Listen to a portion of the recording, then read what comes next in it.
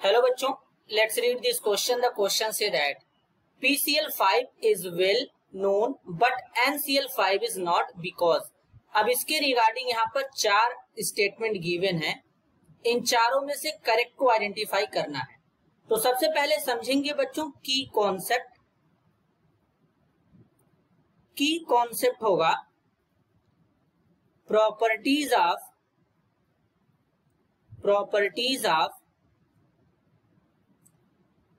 PCl5। तो सबसे पहले बेसिकली बच्चों यहां पर बात करेंगे NCl5 से। क्या NCl5 एग्जिस्ट कर सकता है?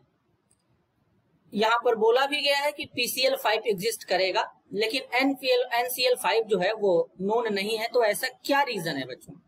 सबसे पहले नाइट्रोजन लिखेंगे एटॉमिक नंबर 7, इलेक्ट्रॉनिक कॉन्फ़िगरेशन करेंगे 1s2 2s2 2p3। Second cell है नाइट्रोजन के पास में, यहां पर n का वैल्यू 2 है, मतलब दूसरा वाला सेल हुआ, वैलेंस इलेक्ट्रॉन कितना हुआ 5 हुआ। तो यहां पर अनपेयर्ड इलेक्ट्रॉन कितने होंगे? इस तरीके से केवल 3 अनपेयर्ड इलेक्ट्रॉन होंगे। कितने अनपेयर्ड इलेक्ट्रॉन होंगे बच्चों? केवल 3 अनपेयर्ड इलेक्ट्रॉन होंगे। तो अब 3 अनपेयर्ड इलेक्ट्रॉन है तो 3 क्लोरीन ही यहां पर केवल जुड़ सकते हैं। इसके पास कोई भी वैकेंट डी ऑर्बिटल नहीं है, क्योंकि ये सेकेंड पीरियड का एलिमेंट है बच्चों। लेकिन अगर हम यही बात करते हैं PCl5 में, फास्फोरस पेंटाक्लोराइड के केस में, तो फास्फोरस का एटॉमिक नंबर कितना होता है 15, electronic configuration 1s2 2s2 2p6 हो जाएगा बच्चों, 3s2 3p3। अब ये तीसरा सेल है, तीसरे सेल में क्या है बच्चों? डी ऑर्बिटल होता है। तो यहां पर इस तरीके से अनपेयर्ड इलेक्ट्रॉन 3 है। तो 3 अनपेयर्ड इलेक्ट्रॉन है, तो इसका मतलब फास्फोरस PCl3 भी बना सकता है। 3 अनपेयर्ड इलेक्ट्रॉन है, 3 क्लोरीन को ऐड कर लेगा। क्लोरीन के पास 7 वैलेंस इलेक्ट्रॉन होते हैं, ऑक्टेट कंप्लीट करने के लिए एक चाहिए। यहाँ पर एक एक इलेक्ट्रॉन इस तरीके से शेयर करके क्लोरीन भी ऐड हो जाएगा, PCl3 भी बन जाएगा। लेकिन अब ये 3s2 है बच्चों और ये 3p3 है, तो यानी 3d ऑर्बिटल भी तो होगा जिसके पास 0 इलेक्ट्रॉन है। तो जब एक्साइटेड स्टेट में जाएगा इसका इलेक्ट्रॉन, तो 3s1 3p3 3d1, यानी टोटल 5 अनपेयर्ड इलेक्ट्रॉन बनेंगे इस तरीके से। और अनपेयर्ड इलेक्ट्रॉन अगर 5 है तो इसका मतलब ये 5 बॉन्ड भी बना सकता है बच्चों।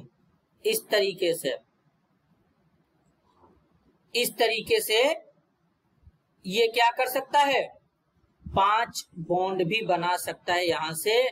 तो इस तरीके से ये PCl5 क्या करेगा? एग्जिस्ट करेगा। क्यों एग्जिस्ट करेगा?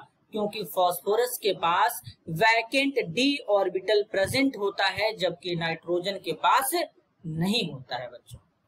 तो अगर हम एक एक स्टेटमेंट की बात करें तो बोला गया है nitrogen is less reactive than phosphorus. बच्चों ये स्टेटमेंट बिल्कुल करेक्ट है, क्योंकि रूम टेम्परेचर पे नाइट्रोजन के बीच में ट्रिपल बॉन्ड होता है, और जबकि फास्फोरस में क्या होता है?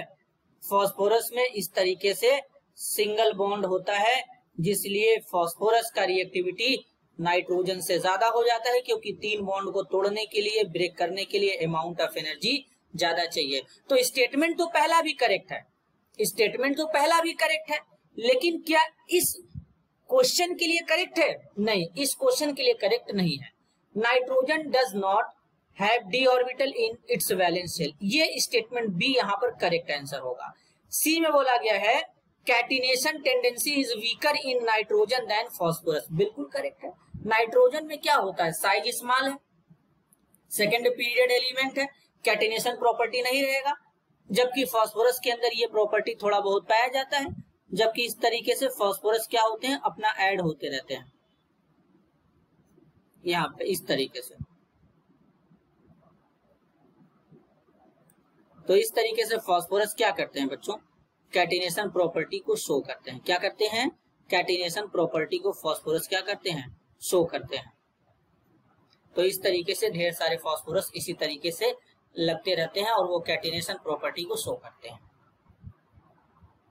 Size of phosphorus is larger than nitrogen, phosphorus का साइज लार्ज होता है जबकि नाइट्रोजन का साइज स्मॉल होता है, ये भी करेक्ट है। लेकिन इस क्वेश्चन के लिए जो करेक्ट आंसर होगा वो होगा ऑप्शन 2, नाइट्रोजन के पास vacant D orbital valence shell में नहीं होते हैं।